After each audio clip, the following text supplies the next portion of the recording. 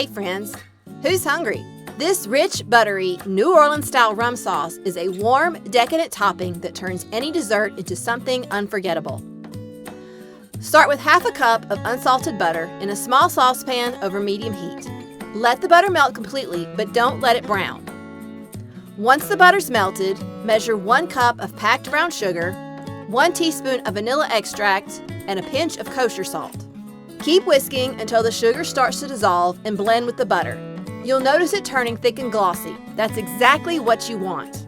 Next, pour in half a cup of heavy cream.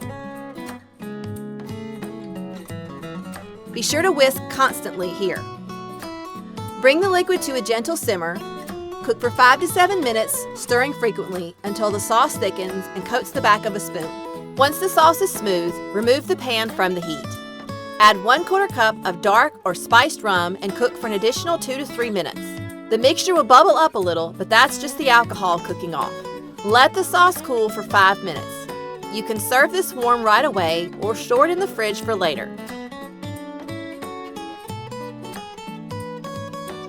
Looking for more recipes? Watch my next video and be sure to subscribe to my channel.